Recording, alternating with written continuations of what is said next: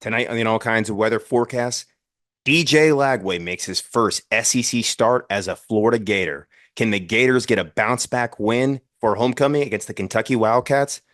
This is the All Kinds of Weather forecast.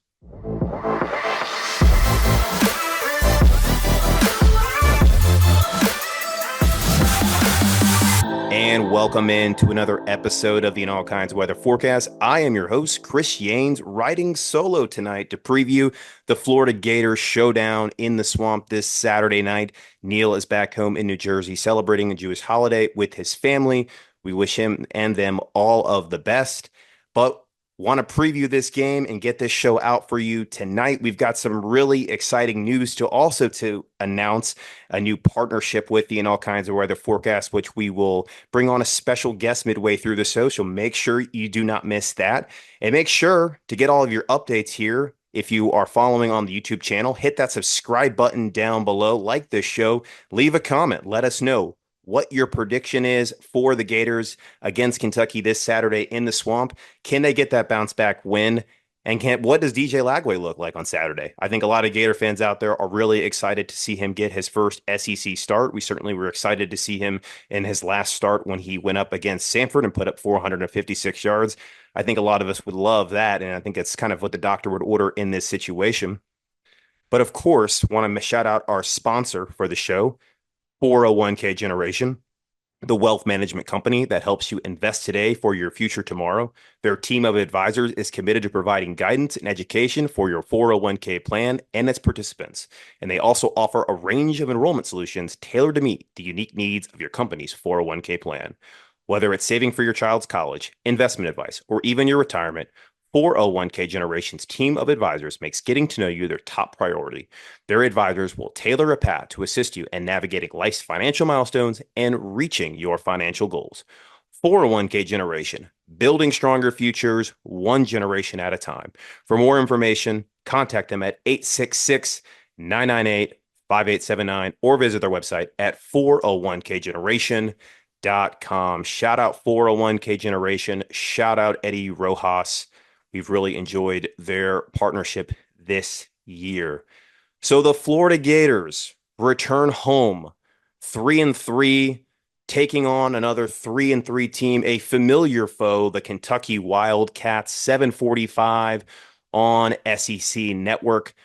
This is homecoming, of course, for the Florida Gators. It is always a great week where young and old Gators alike return home for homecoming, celebrating their time there at the University of Florida as alumni and showing their family the great traditions of what University of Florida is built upon. And of course, if you're getting in early, certainly encourage you to do so if you have the time. The homecoming parade will be Friday afternoon. That's always a great tradition to go to, especially to bring your kids to.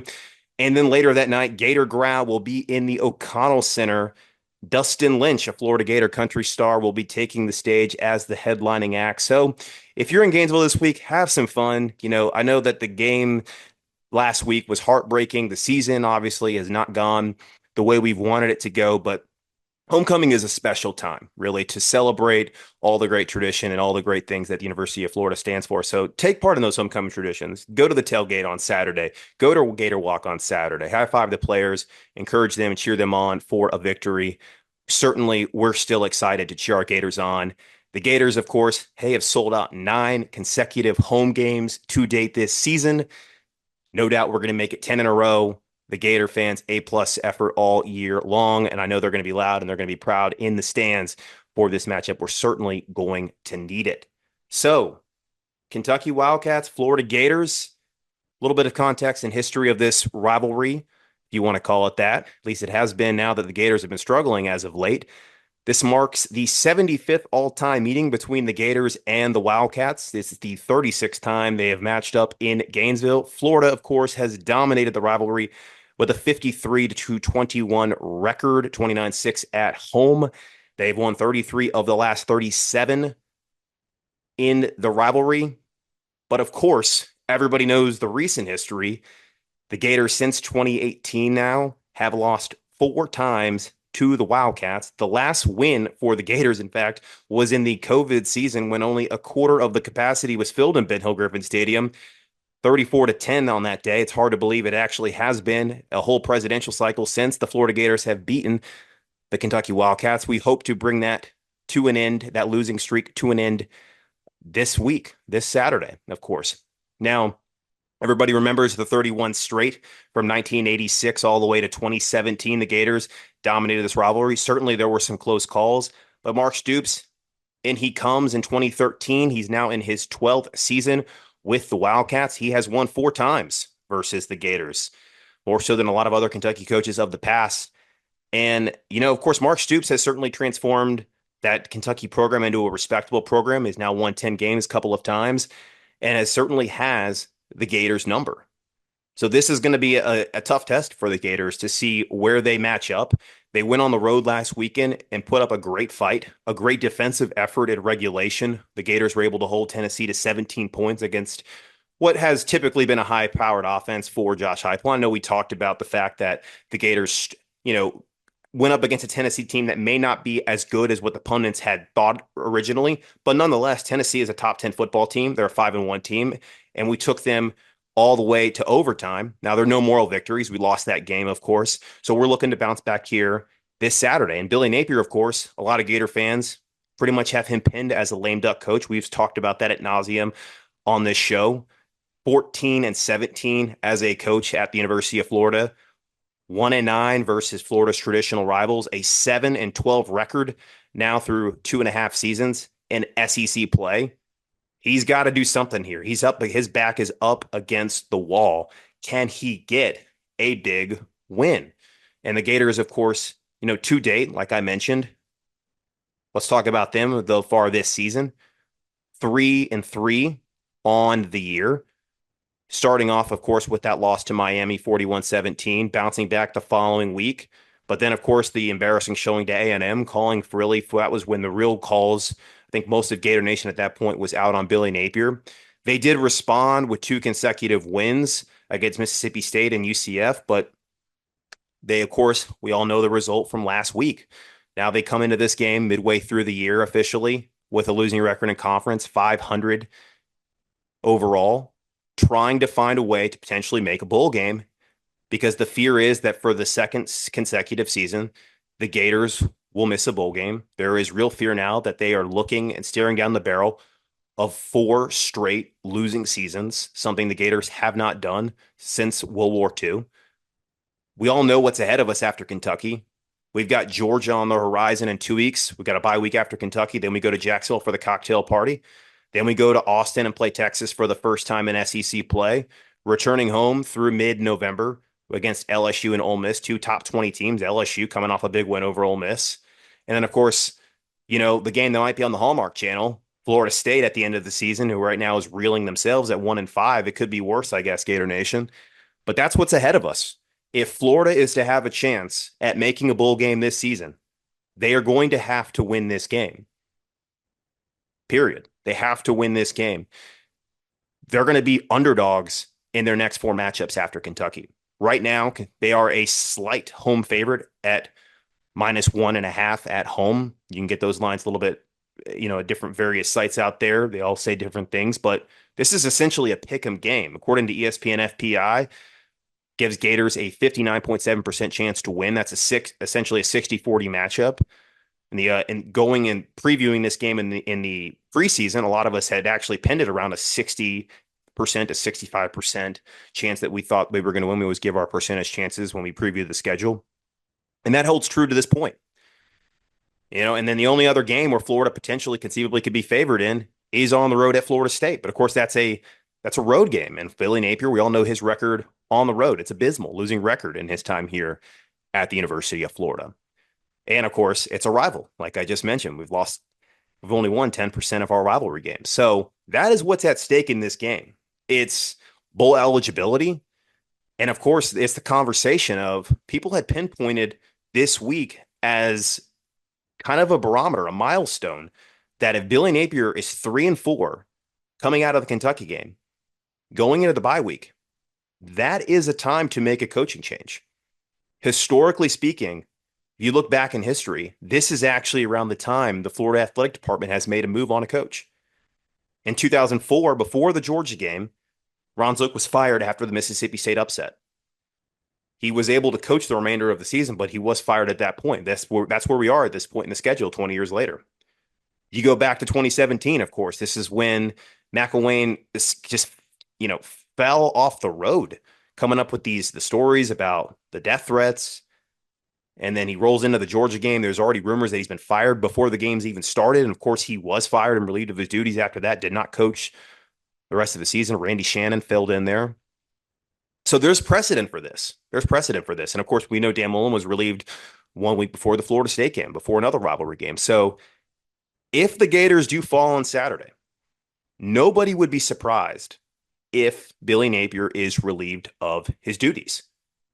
So that's kind of what sets the stage here. And of course, freshman DJ Lagway will get the start against the Kentucky Wildcats.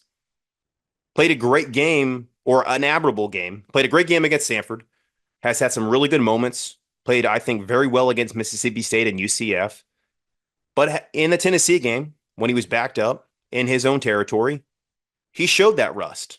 He showed that rust where he threw that interception as a freshman, like freshmen are going to make. They're going to make mistakes. Billy, DJ Lagway is a very high ceiling guy in comparison to Graham Mertz, but his floor is much lower.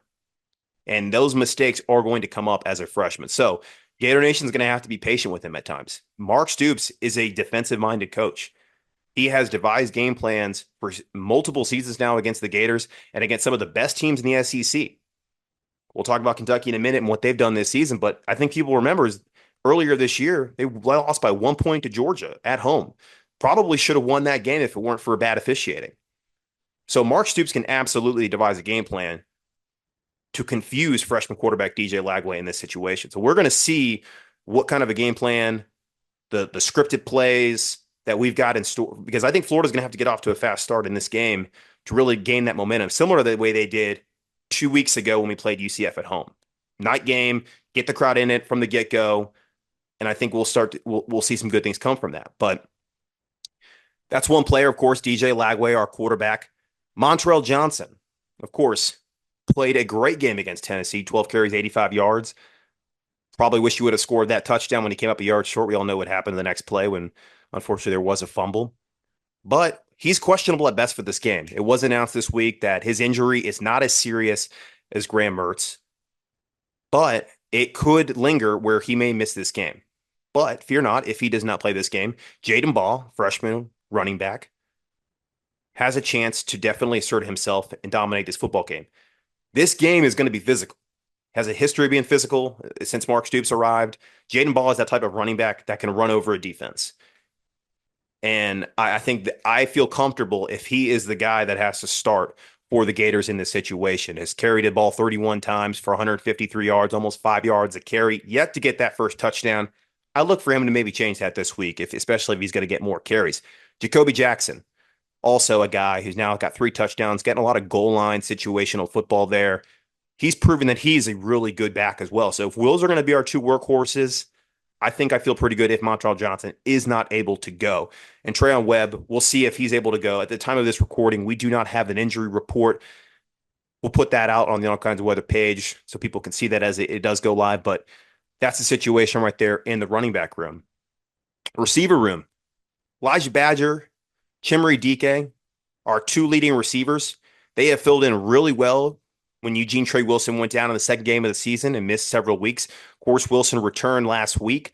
Would have loved to have seen him get more involved in that game plan, get some more touches, be maybe used a little bit better, not on jet sweeps on 4th and 1, of course. Let's get him more involved in this game and get him involved because you've got a triumvirate of receivers there. This is arguably one of the best receiving cores in the SEC, and I don't think that's hyperbole at all. Badger, DK, and then everybody knows what Wilson can do as a playmaker. This is a good group of guys. And Hayden Hansen, a tight end, I would talk about a guy with yak. I mean, this guy breaks a tackle every time he touches the football. And we use him a lot in the passing game, as obviously we all know Billy Napier loves his 12 personnel 2 tight end sets. So I look to see that group of guys really contribute in a big way in this game. Chimere Dike ranks 1st in the SEC and 2nd in the FBS, of course, in punt returns as well. So he's a special teamer. He had 2 big returns in that game. He's a playmaker. He's an X factor. This is a guy that can break the game open at any point. in addition to the things we talked about with Wilson and Badger. And then let's see if Mizell, Tank Hawkins, they're healthy. Let's see what they can do too. They had some good moments in this season in their respective games when they played. Hawkins 2 weeks ago against UCF, Mizell 3 weeks ago when we played Mississippi State. Let's see if we can get them a little bit more in this game, involved in this game. But overall, Florida has the playmakers to have an explosive offense. The question is whether or not Billy Napier is going to unleash that explosiveness on a team that Florida, let's face it, guys, they are more talented than in the composite. Florida, we've talked about it. They are the 12th ranked team in the 247 composite. There is no excuse for Florida not to impose their will on a team that we are far more superior than talent wise. Kentucky's 24th in the composite, 2 5 stars, 29 4 stars. The Florida Gators, 4 5 stars, 48 4 stars, twice as many talented at those blue chip spots. We should be able to impose our will on this team. Now, we all know that has not been the case in the last couple of years since we've played Kentucky and since Billy Napier's arrived. But Florida has the guys and the bodies to do that. And looking at last week, Florida was able to go up to Knoxville. And to me, it dawned on me. I mentioned it in the last show. Florida has talent. Florida has talent. It's time, though, to unleash it. And the coaching staff, Billy Napier primarily, and his play calling, let these guys down. And I think that's going to be a chip on their shoulder in this matchup that we'll talk about later when we preview and I get my predictions and keys to the game. Defensive side of the ball. Look, we're coming off arguably our two best performances of the season. We all remember UCF, the 7 tackles for loss, the season high 5 sacks, the interception. Last game, I said I wanted to be +2 in the turnover margin. We would have been if we didn't turn the ball over on the offensive side. We got 2 takeaways. We got an opportunistic fumble recovery when Tennessee was driving on the bad, snap, but we fell on that ball. You had Pup Howard get back there in the backfield and disrupt that handoff. And then, of course, Sharif Denson, who is turning into one of the best stars since Chauncey Gardner-Johnson left, Johnson III left Florida. He has really asserted himself in that star position, and he's playing really well. Grayson Howard, Pup Howard, Jaden Robinson at the linebacker spot, Shamar James. This is our best linebacker group in many, many years. They've done a great job of filling those holes that we had in that defense. These guys have really started to assert themselves. Jack Pyburn, since getting back from that ACL, has been flying to the ball. He's all over the place. He may not always be padding the stats necessarily, but he's showing up in the film. And he's helping his guys out on the defensive side, especially getting those pressures that don't always show up in the sack, because obviously we look at sacks, we look at tackles for losses.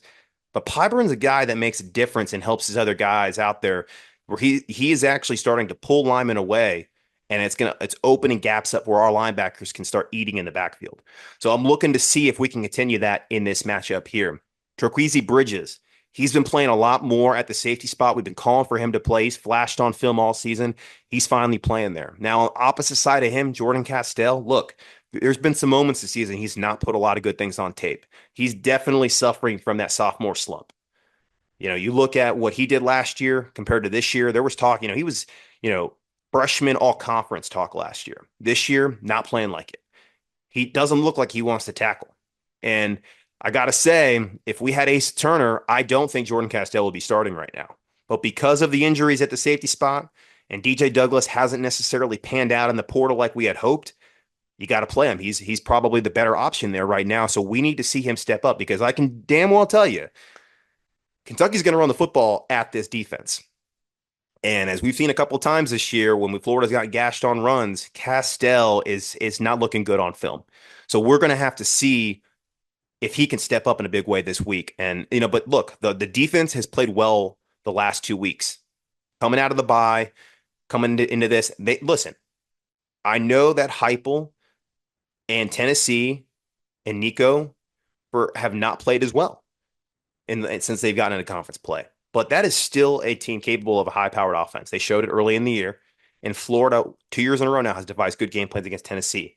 Can Austin Armstrong and Ron Roberts continue that momentum against Kentucky? Because we're playing at home. We got the wind at our back with the crowd. You're making plays on defense. You're going to see similar results like you saw against UCF. And, UCF plays a style that Mark Stoops does like to play, which is hold the ball, limit possessions on the offense from their opposing size offense, and run the football. And Mark Stoops is going to do that in this game. He's got the horses certainly to do that. And obviously, everybody remembers what he did with Ray Davis last year.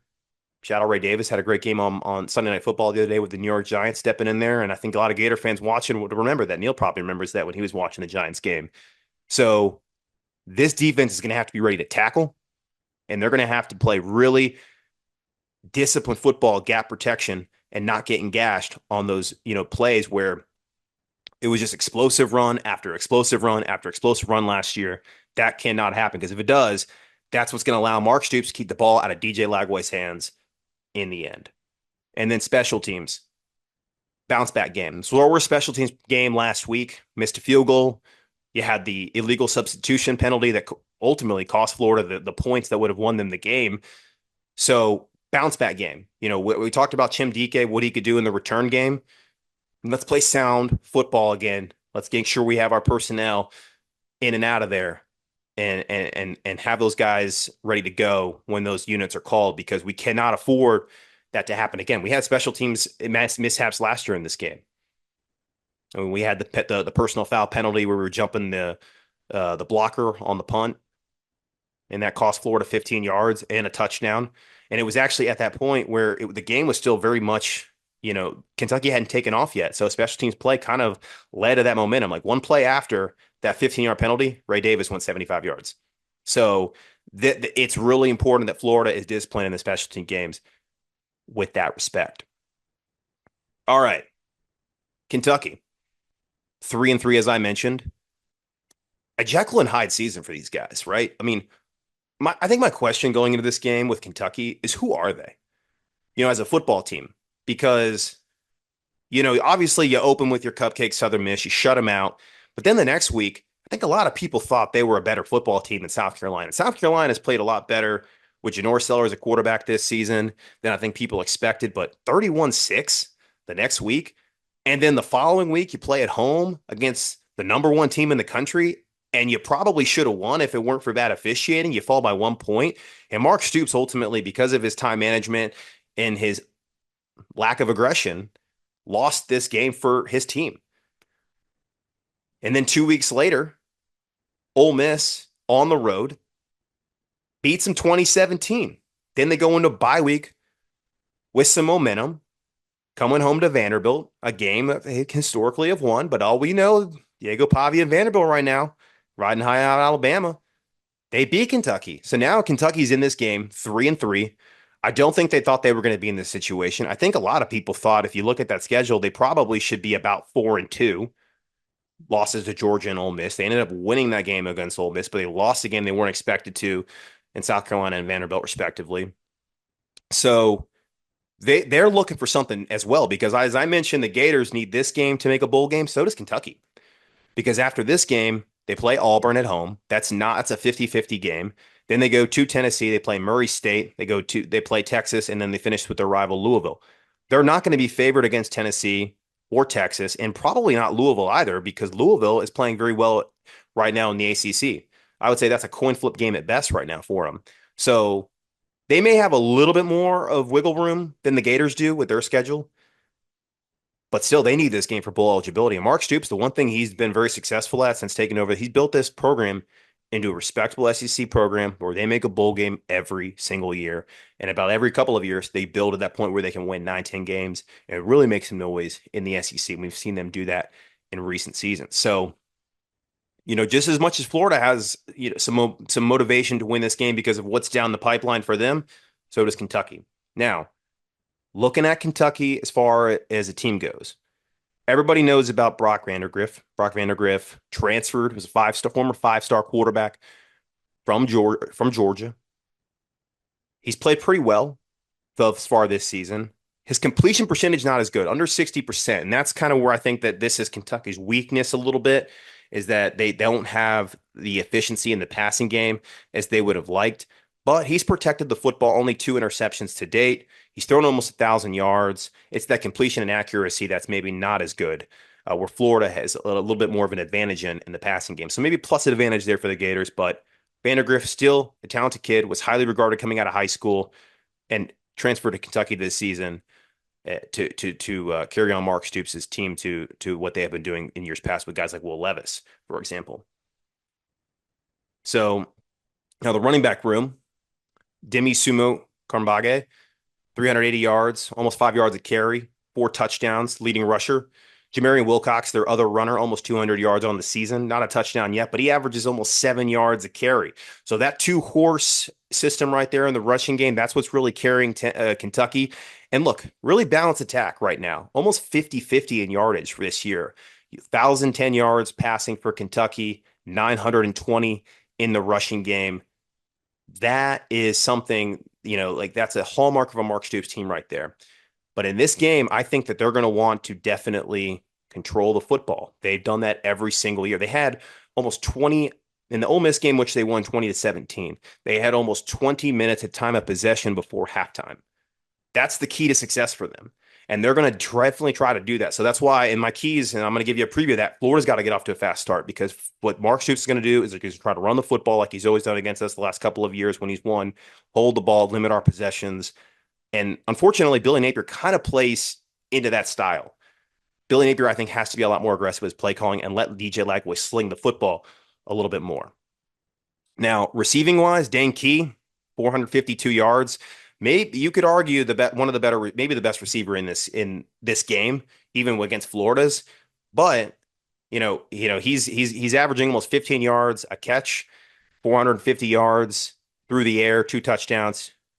Barry and Brown also 2 touchdowns, 214 yards. So those are two big guys to look out for Kentucky. They're really a two-headed horse in the receiving game as well as the rushing game. Those are those guys to look out for, as I mentioned. But this is a balanced offense. This is a really balanced offense. Now, flipping to the defensive side of things. Mark Stoops knows how to coach defense. Jamon Dumas-Johnson, leading tackler, up there with sacks with 1.5. That's the guy you got to look for coming off the edge there at linebacker. Now, of course, Jordan Lovett, also their best DB. That's who I'm looking for on the secondary, as well as Zion Childress.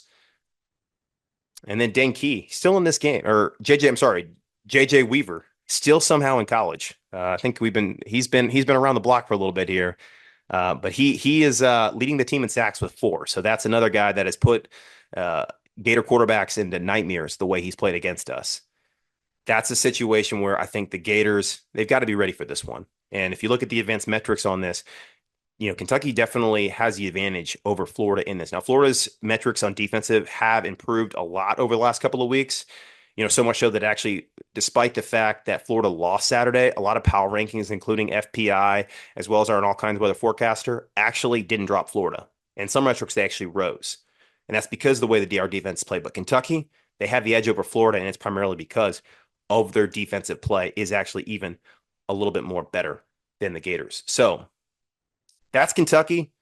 Look out for we'll see at this matchup. But I really think Mark Stoops is going to try to run the football in this game and see what he can do. We don't have an injury report on Kentucky yet. As I mentioned, just like Florida, the SEC will put those out later this week. We'll issue that out when we have it. But look, Kentucky, they're going to come to play. They are going to come to play.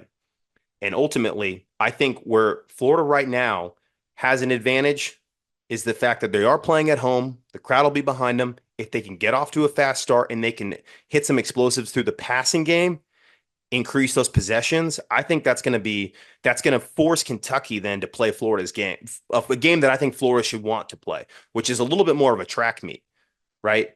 If we get in this game where it's in the mud against them and it's a ground and pound football game, circa 1980s, Big Ten style kind of football game, that's not the game Florida wants to play. Vegas thinks it's going to be that kind of game. The over-under in this is 42.5. So that tells you that Vegas thinks this is going to be kind of a messy football game. You're looking at like a low 20s, upper teens type of game there. That's, in my opinion, not the game we want the Gators to play. We really want the Gators, I think, to get at least over 24 points to feel good about ourselves in this one. But that's why I think it's imperative that the Florida exploit the fact that they definitely have a better passing game. They have a lot more playmakers on that side of the ball. And if they're able to get guys like Trey Wilson, Chimdike going, Elijah Badger, that's going to be the advantage for the Gators in this matchup. So I think advantage Florida in the passing game, advantage Kentucky in the run game, and then a slight advantage for Kentucky on the defensive side of the ball. Just to date, I think they definitely, with Mark Stoops, I trust them just a little bit more. I know the Gators have improved the last couple of games on that side of things. I do think they'll continue that trend and play a pretty good defensive game. But what's Kentucky do, and how does that look with the style of play we play throughout this game? Look, X Factor time. This is a rebirth right now situation with the Gators and having a freshman quarterback who we talked about all season or leading up to this season as we wanted to see what DJ Lagway was all about. Top five quarterback or top quarterback overall in the country, top five player overall on a lot of the composites and the recruiting outlets out there. 5-star. This is the kid you spend your NIL budget on. And you brought him into this program. Now, look, what happened to Graham Mertz? It's tragic. That is really sad. The guy bled orange and blue, was a tremendous ambassador for this program. It's really sad to see the way he ended his Gator career. It's not fair. It's not fair. And you know what? Shout out to him for the press conference today, talking about how he was going to help this team in any way he can. I have no doubt Graham Mertz is going to be successful in whatever he chooses to do in life, whether that's being a coach or an analyst on TV or getting a shot in the NFL, whatever it may be. The guy's going to be successful, or just going into business. Who knows? I had a chance to converse with him at one of the Gator Club gatherings down here this year, and that guy, he's special. He really is. He's just a good guy, cares a lot about his teammates. You could just tell his teammates and coaches love him. But obviously, Gator fans have seen both quarterbacks play, and people had their opinions on this. We certainly shared ours on this show, and we felt, not disrespect to Graham Mertz, but we felt DJ Lagway had a higher ceiling. And in a season where the Gators aren't competing for college football playoff, heck, we might not even make a bowl game.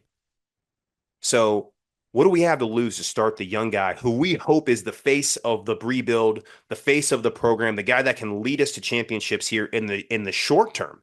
Because as we all know, like when you have a quarterback who is an elite, transformational, generational type talent like DJ Lagway could be, that's how you take a team where Florida has been, middling in mediocrity, if not worse, and then they take them to elite level. Think Cam Newton 2010. Nobody had those guys there. You need to keep your Cam Newton guy here at Florida to have a chance in 2025, 2026 to compete for something, whether we have a new coach or not next season.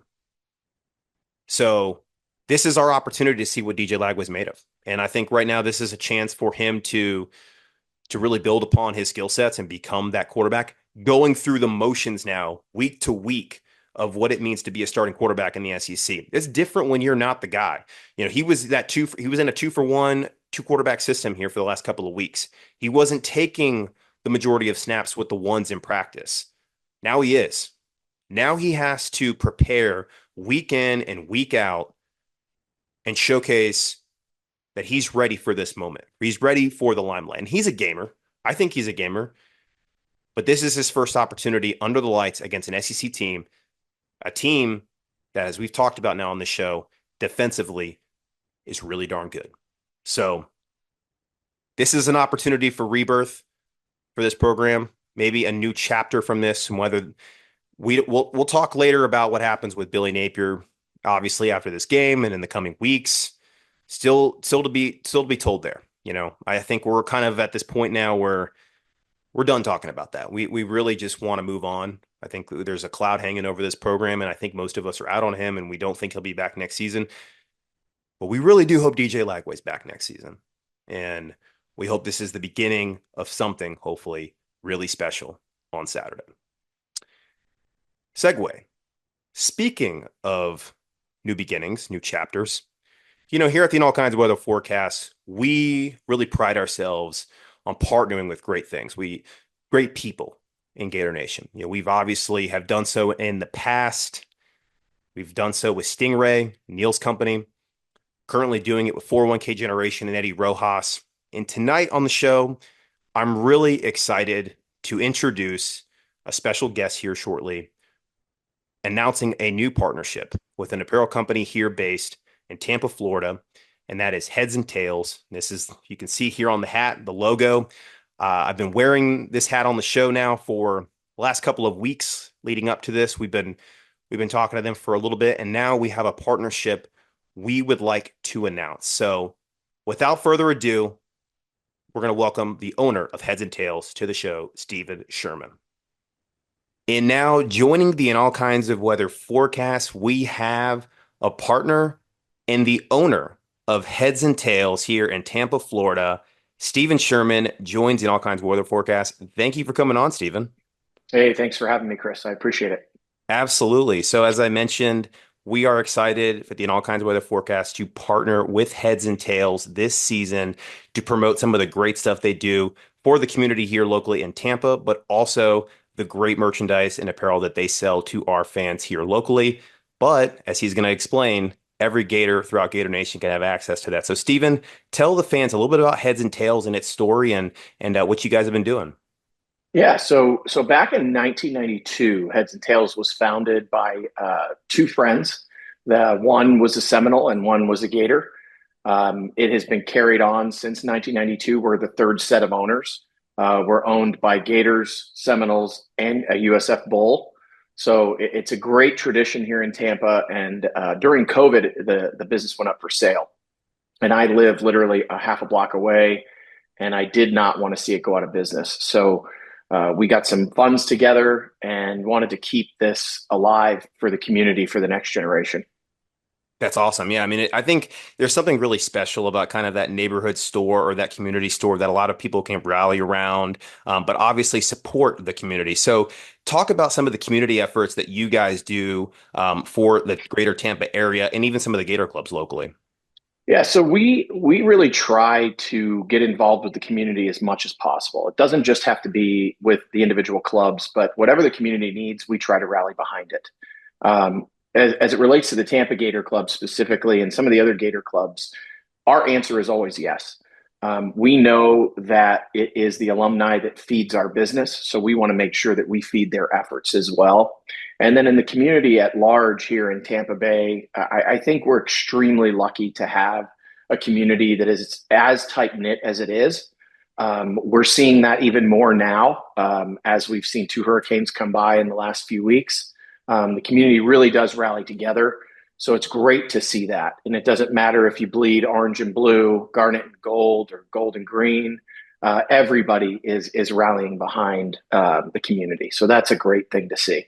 Yeah, no doubt, no doubt. And I think it's times like these where people come together. We've seen that throughout history, some of the recent hurricanes as well. Obviously, a lot of Gator Nation was impacted by that storm. So I think a lot of our viewers can definitely relate to that right now. Obviously, this is a Gator podcast. So For talk about sure. some of the apparel that you guys offer from kids all the way up to adults that the Gator fans could buy. So funny enough, you're wearing a hat that we don't even sell in the store. That's our icon logo. What I'm wearing today, we've got a 47 brand hat on. Horn Legend is one of our premier lines of product that we have in the store. This is a quarter zip, a really lightweight quarter zip. We're fortunate enough to have beautiful weather year round here in Florida, but shorts and a quarter zip is always a great look. So we've got the high end brands, Johnny O, Southern Tide, Horn Legend, all the Nike product that you could need. But literally everything that a Gator fan would need to go to a game, whether it's to tailgate or just take the family to the game, we've got it in the store. That's awesome. And good timing. Obviously, we have the homecoming game this weekend against Kentucky. We still have two more home games in November. They can get those Q zips if we get those fall temps here in Florida. And then, of course, Fingers crossed. fingers crossed. And of course, the holidays are coming up. So this is a good time too to get a good gift for your loved ones out there and your friends. So Stephen, obviously, this is a Tampa store. A lot of our listeners and our viewers can go into the store and buy this stuff. But talk about how if, let's say, I don't live in Tampa or I live a little bit farther away, even out of Florida, tell the fans how they can get some of this merchandise. Yeah, so we have a great website, theheadsandtails.com. It's super easy to navigate. You can pick just Gator gear on the website, and it'll take you to our Gator section of the page. Tons and tons of product, whether it be apparel, glassware, fan gear to decorate your man cave. Anything you need is on that website. And we put together something really special for your viewers and listeners as well. Yeah, absolutely. As Steven mentioned, you can see that down here below today. If you're watching on YouTube, and of course, if you're listening, that code is IAKOW 30, and that'll get you 30% off in store or on the website for any of the merchandise Steven was talking about today. So definitely take advantage of that code through the end of the year. It's a great opportunity to gear up for the rest of this season, and obviously for the spring sports coming up next year, and then of course with the holidays. So Stephen, is there anything else you want to let the fans know about Heads and Tails? Just that we are so grateful for the support of not just our community but of the Gator Nation as well.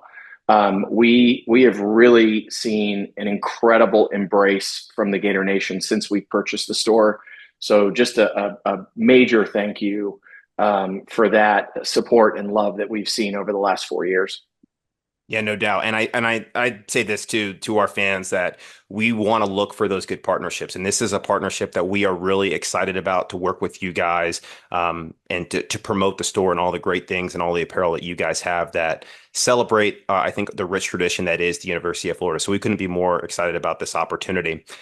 Obviously, though, we got a game this Saturday. So, and as tradition with all of our first time guests here on all kinds of weather forecasts, we do a lightning round of 3 questions. So we're going to hit you with them right now, and then at the end, I'm also going to ask if you're willing to give a score prediction for the homecoming game this weekend against Kentucky. So, all right. So first question: how did you become a Florida Gators fan? So I became a Gator fan before I even went to the university, and it was in the '96 season. I'd moved to Florida in 1991, and 4 doors down from me, my neighbor was a huge Gator fan, and I embraced it immediately. And remember watching Danny Warfel win the championship that year in '96 with the team. So it was a wonderful thing, and that's what really got me started. It's a good time to become a Gator fan from there. And you did Indeed, go to the University of Florida, of course. I did. So I think you said So that was Ron Zook years, '96. right? I was there. I was there 2000, fall of 2000 through fall of 2003. So I had a little bit of Spurrier and Ron Zook. Yeah. At least one more SEC championship than the most of us did when we went to the University of Yes. Florida. Indeed. Indeed. So this is always a kind of a polarizing question amongst our listeners and viewers is what is your favorite uniform combination? And you can give a home and away if you'd like. We have people that go off the rails here and they go alternates all the way. Some people love the all black, but also people like myself, we love those traditionals blue on white. So what about you, Stephen? So I am always a fan of the blue on white. I mean, absolutely love the blue jerseys. I think it's an iconic Florida look. But I will say that the black jerseys and the black uniforms last year were incredible. Okay. It allows, especially from an apparel standpoint, it allows us to do a lot of different things. So that black combination is awesome. But I'm just like you. I'm a traditionalist without a doubt. I don't even Yeah. like wearing orange until we have to. So This I'm a big blue, little bit of orange guy. This is like the only I'm wearing my orange people can't see it. I have the Pell logo on my for my orange t-shirt, but this is like the only week of the year I think I wear orange. You and me both. Football, well, we play them in football, and then when we played Kentucky twice during the basketball season, that's the only time I wear orange. For Outside of sure. that, it's blue. I felt even weird wearing the white against Miami this year was just not a fan. But anyway, I digress. Final question, Steven. What is your favorite memory as a Gators fan? So I cannot remember the year, but again, I was in school 2000 to 2003, and we had a multiple overtime victory over Auburn in the stadium. And I was in the stadium above, I guess it would be the northeast end zone, all the way up. My seats were terrible that year, and I was all the way up in the corner, and the stadium emptied out because everybody thought we were going to lose, and we came back after multiple overtimes and beat Auburn. That was an absolute iconic memory, followed by beating Tennessee while I was there. Lampposts came down. It was wild. It was absolutely wild. I guess that's the kind of stuff that happens in Gainesville when you win championships. That Auburn game, that was Rex Grossman, right? It was. It was Okay. Rex Grossman Yeah, for I sure. I remember that game. I remember that game growing up. That was a good one. That was a thriller. And I think the Gators blew like a 16-point lead, and then Auburn was going to win on a field goal. It was crazy, but nonetheless, we pulled it It out. was a So fantastic victory, and I don't remember the next day very much, but it was a good time. love it, love it. And then prediction for this Saturday against Kentucky. What do you think? I don't think we're going to see a high scoring game. I really don't. I think the defense is going to have to carry us in this. I see Florida 24, Kentucky 21. That's my prediction for the game. I like it. A little slugfest. Mark Stoops seems to love to get kind of down in the mud and play that old school football game, kind of run out the clock. Um, but yeah, I'll be giving my prediction here later in the show. But I like it. I think I'm hoping that nonetheless, I think Gator Nation, even despite the three losses this season, they have sold out now 9 consecutive home games. And once again, I think we're going to make it 10 in a row this Saturday. So you gotta love when Gator Nation shows up to support the Gators. The energy is incredible. I mean, every game we go to, it's an unbelievable environment every Saturday. No doubt, no doubt. He is Steven Sherman, the owner of Heads and Tails here in Tampa, Florida. Make sure to take advantage of that code IAKOW30 in store or online at theheadsandtails.com. Steven, we could not thank you enough. Thank you for coming on the In All Kinds of Weather Forecast. Thanks, Chris. All right. Thanks again to Steven. And once again, just mentioning it, make sure to hit that code IAKOW30. Go to headsandtails.com. Or if you're here locally in Tampa, shop in store, you can use that code IAKOW30.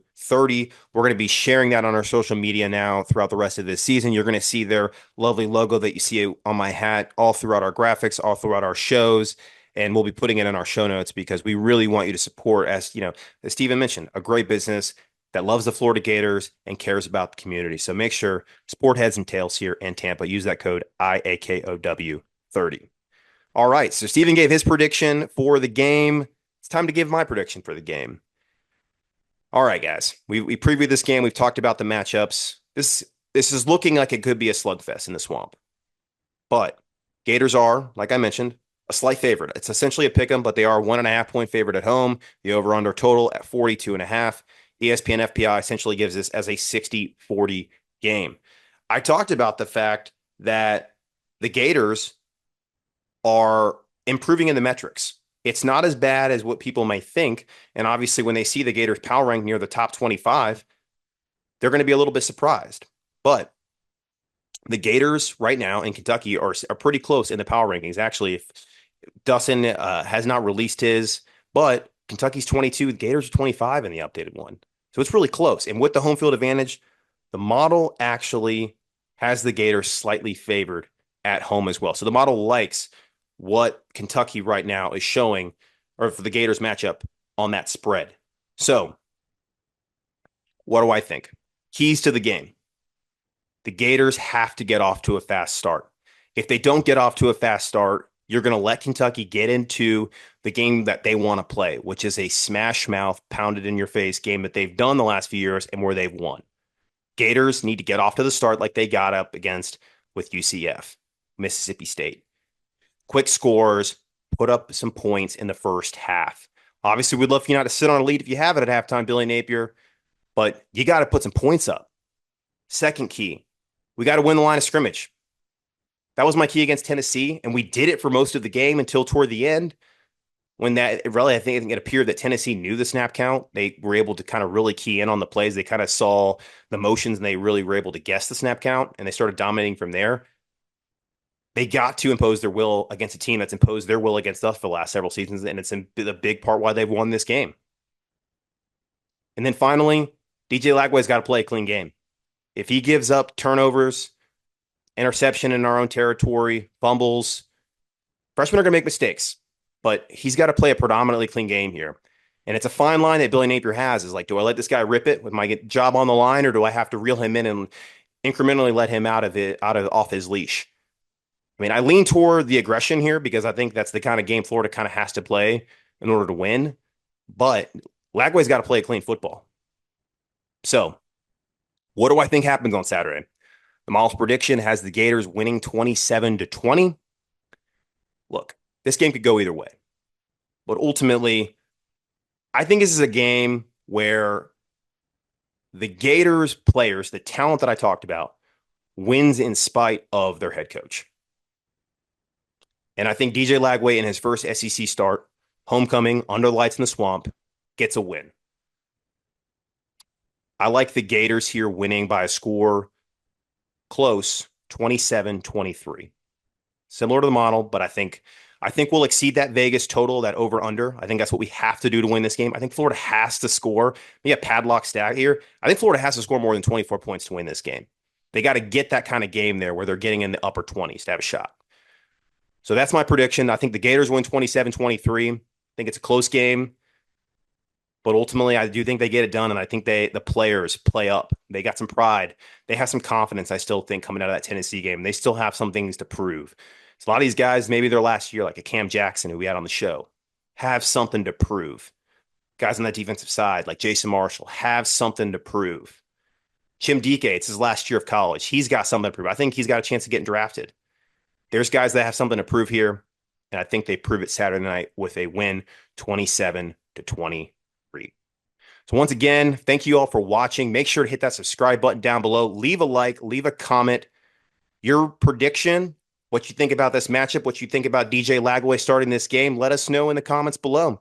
And if you're listening on audio format, please rate and review the show. Give us a 5-star rating. It helps us bring Gator Nation more great content. And of course, once again, shout out to Heads and Tails, our new partner. Use that code IAKOW30 in store or online at theheadsandtails.com. So from all of us here at the All Kinds Weather Forecast, I'm your host, Chris Jane, signing off from another episode.